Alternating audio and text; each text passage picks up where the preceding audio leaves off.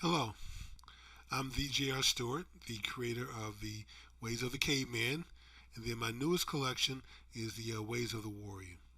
So this is the I don't know fourth, fifth installment video for the Ways of the Warrior. So anyway, I'll do the the accounting a little later when we edit this, and then actually add it to the collection. But I hope you guys have enjoyed the collection so far. And if you have, please continue to support me in my cause and my effort as we build better men. This is the school for the better making of men. And I am your professor, the J.R. Stewart. And you can go to my website, thejrstewart.com, for my contact information. Fellas, I'd love to hear from you. You know, my phone number is there, my email address is there. Reach out to me. Tell me what's on your heart, what's on your mind, and tell me where you are in life. And if you really need one-on-one coaching, I'm just to let you know that I'm available. That I really am. And I have a fee of about $1,000 a year, $20 a week. But if you can't afford the fee, please don't let that stop you. You say, well, you know, hey, I'm falling on hard times, JR. I understand that. I've been there myself. And so if that's where you are, if you really can't afford $20 a week, then fine. I'll work with you for free because it's more important for our society for us to work on building ourselves up to be better men, to be warriors, to become man gods, than it is for us to have a few coins in our pocket. I'm going to quote from the British politician, and you've heard this quote before, men, Edmund Burke, and it says, "All that is necessary for evil to triumph is for good men to do nothing." Good men. Say anything about the betas. You know, say anything about um, the sigma type personalities or the gamma type personalities. Say good men. And I'm going to presume that Sir Edmund Burke means alpha type men, like us, warriors, of men who desire to be warriors. Good men to stand up to tyranny. Men who are willing to go to battle. First place you need to go to battle is you need to fight for your marriage, man. You don't walk out and leave your wife. You don't abandon her because things are not working out. You don't let her walk out. If you guys are at that point where you're thinking about splitting up, I can tell you right now, 95% of the problem is with you guys, with us, with men. If you don't provide the leadership and the authority, you don't love your wife the right way, then it's going to be a problem. I promise you. It's not a matter of if there's going to be a problem, it's simply a matter of when it's going to become a problem. And generally, it sort of manifests itself after about 5 to 7 years. It's when you start seeing the signs. And if you're at that point where there are some strains in your marriage, things just kind of seem to be on edge, it's not too late. You can always turn things around. But men, you have to take initiative to turn this around. You have to provide some boundaries in your marriage. First of all, you have to establish authority. When I say authority, I don't mean that you come in and say, hey, it's my way or the highway. And you're putting your boot on everyone's neck and trying to boss them around. That's not what authority means. Authority means that you set a course of action, a direction for your family that everyone can agree to. That's sound, that's vested in a good nature and love. And you do this to establish order, because that's part of your role as a husband. Not only are you're the sin catcher, you're the doer, you're the builder. You provide blessings.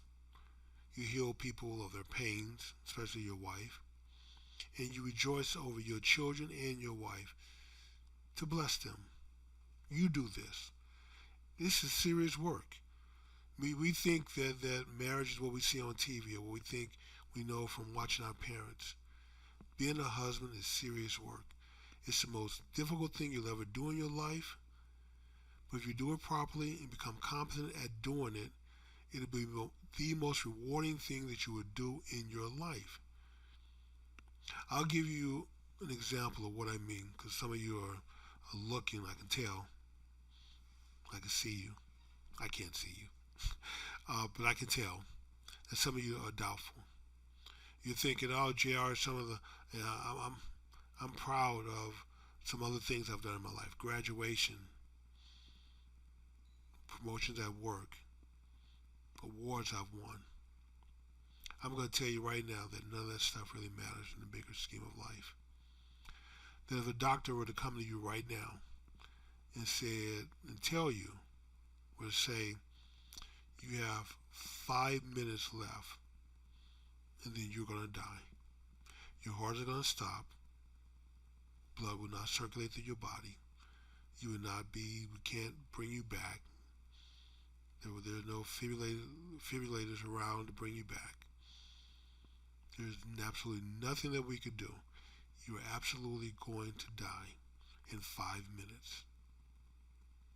So take these last 5 minutes of life and reflect on whatever you want. You're not going to think about graduation, the car, your PlayStation, the clothes you have in the closet, the shoes, the watch, how much money you have in the bank. You're not going to think about any of that. You know what you're going to think about? You're going to reflect on the moments that you share with the people that you love in your life. The birth of your child, the first time you held your child.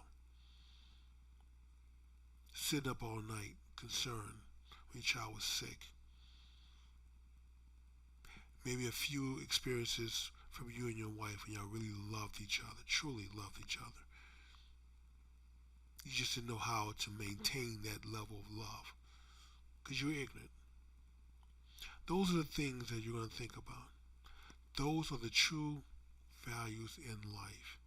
And here's what I'm offering you, men, is a way to gather up as many of those memories as possible to carry with you as you get older in life, because that's going to be the true wealth. That's going to be your true value. How many of those are you going to carry with you? Just a handful? Or do you want to have a plethora, many of them? Protecting your marriage, fighting for your marriage.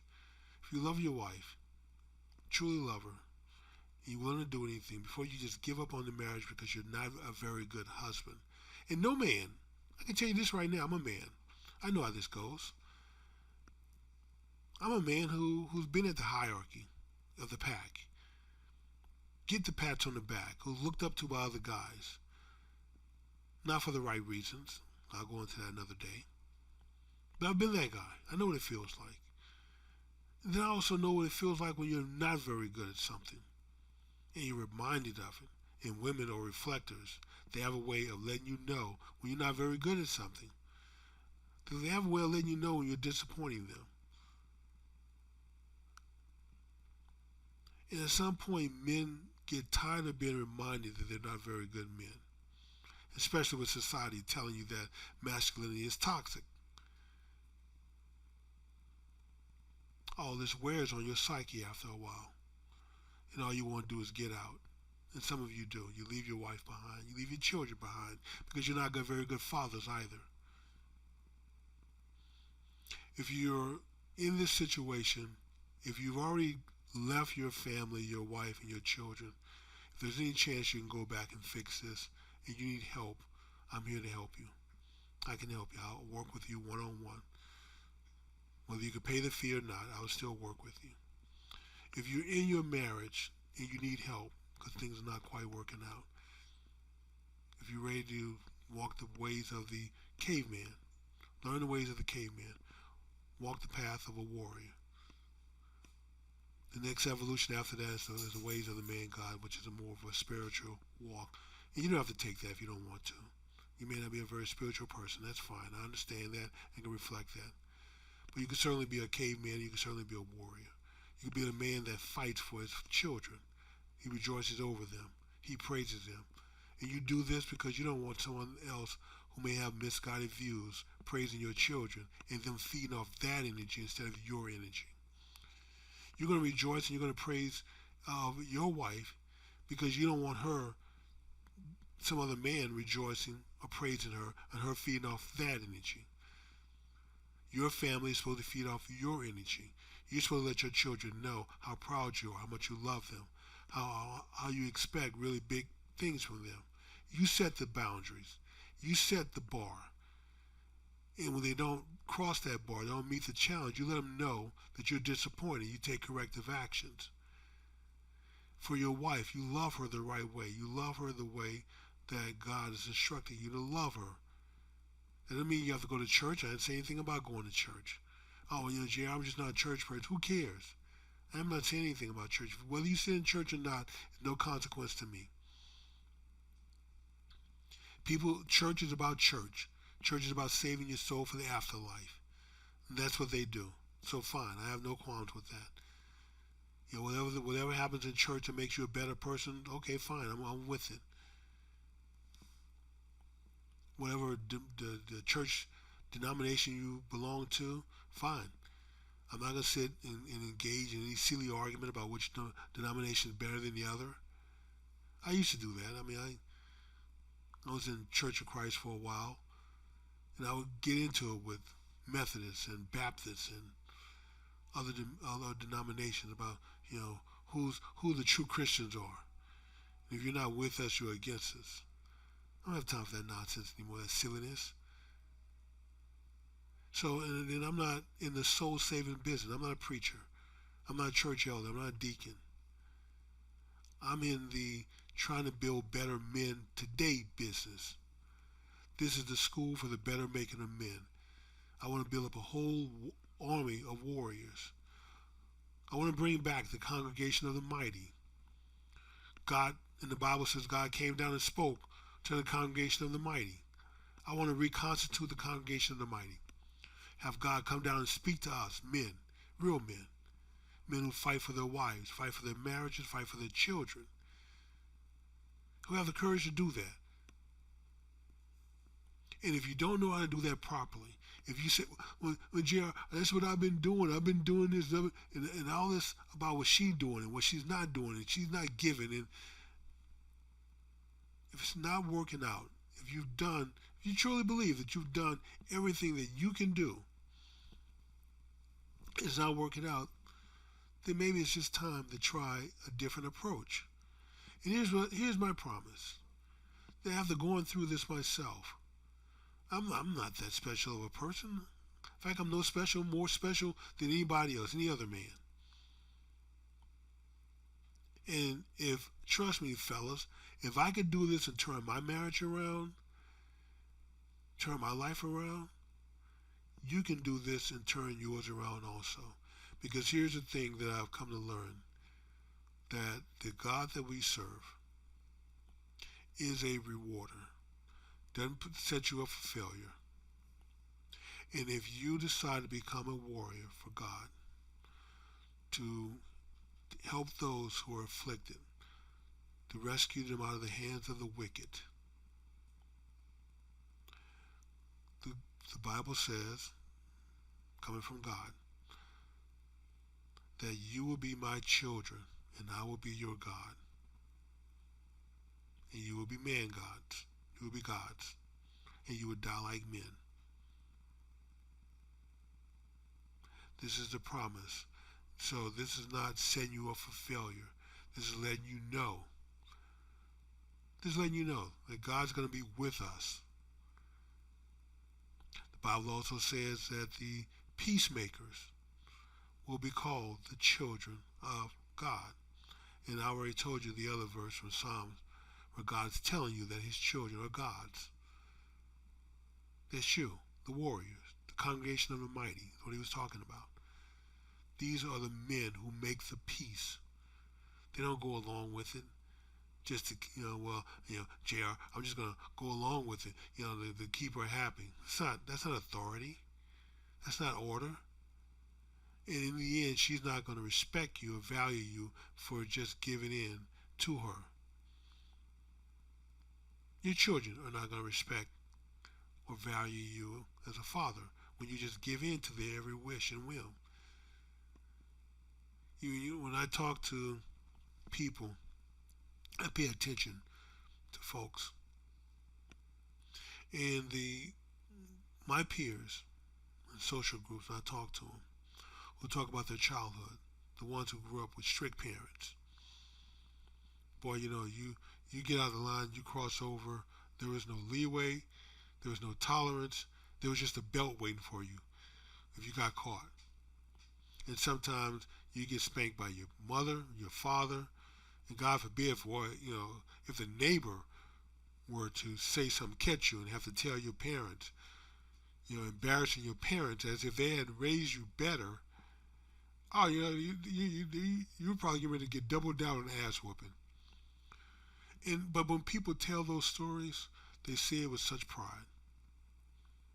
They say it with such delight, and that's how much they appreciate their parents doing that, caring enough for them to provide authority, to provide discipline, to set the bar high for them. Versus when I talk to people who didn't have that. Lives are wrecks, in and out of jail, all kind of failures. But they had parents who were their best friends, gave them whatever they want. No authority, no discipline. Because the parents thought being their friends was love. Very misguided. And so, guys, this is where I'm going to leave this episode. The challenge is, I'm calling on you to join me. Let's build this congregation of the mighty. There's nothing wrong with you being a masculine man. All this nonsense about toxic masculinity is just that. That's the tools of the wicked. They don't want strong men to rise up. Like Sir Edmund Burke points out, that for evil to triumph, good men do nothing. They do nothing to save their marriages. They do nothing to save their children. And so evil triumphs in their marriages, and it triumphs in the lives of their children.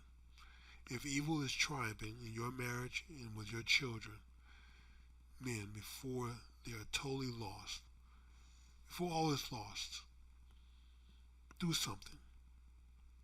Decide, make a decision, man up, and simply decide, hey, that J.R. Stewart guy, if he did it, I can do it. This is a challenge to you.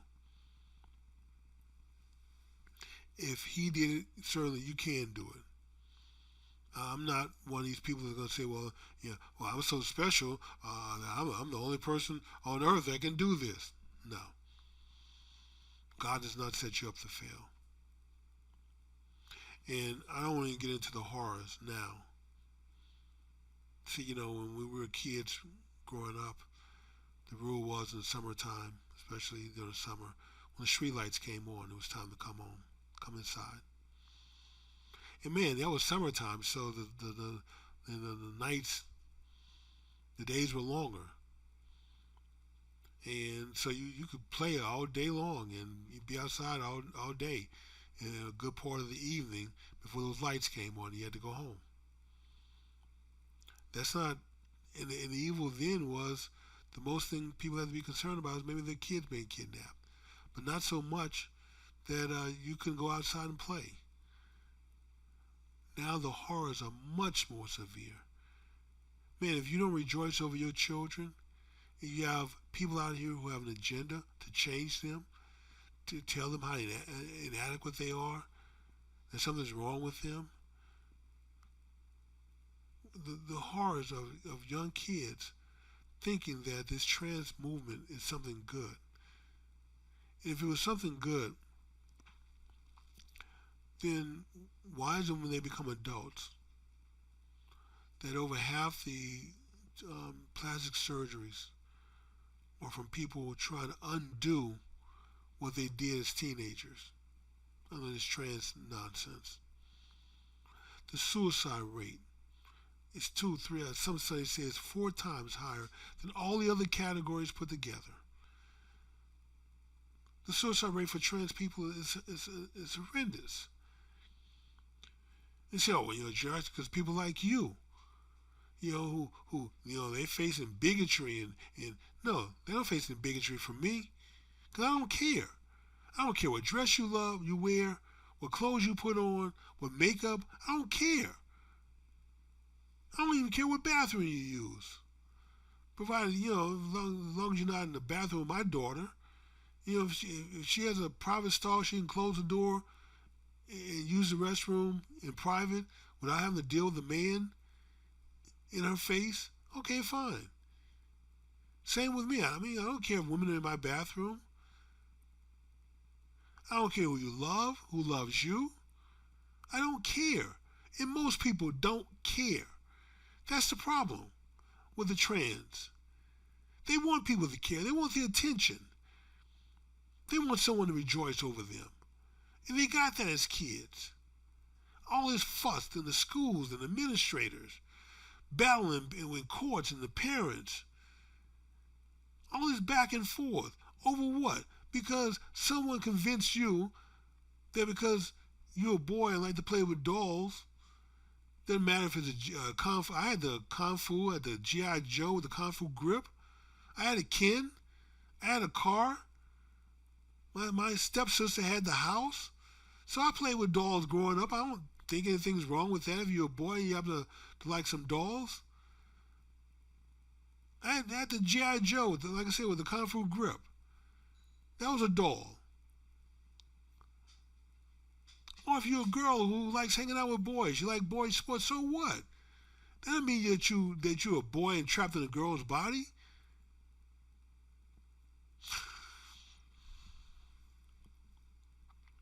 Mutilation of kids, the hormones they put these kids on, the blockers, sterilization, surgeries they put them through that can't be reversed. And then when they become adults, they regret all of it, put themselves through it. And boy, when they come to the realization they can't undo it, they can't go back. A lot of them just decide they don't even want to live. This is what you're putting your kids, opening the door for them to be put through. Because you didn't want man enough to rejoice over them, to give them fatherly love that they need. You allowed it to come from someone else. Make a decision. This is a challenge. I'm going to close this video out with a passage from the poem called Flanders Field. And I've recited it a few times before. But anytime I do a challenge, I like to close with that. And the poem is written to remind future generations of the tremendous sacrifice that the dead soldiers, American soldiers, have made. And it goes like this: to youth and failing hands, we pass the torch. Be yours to hold it high. If ye break faith with us who die, we shall not sleep, though poppies blow in Flanders Field. God bless you.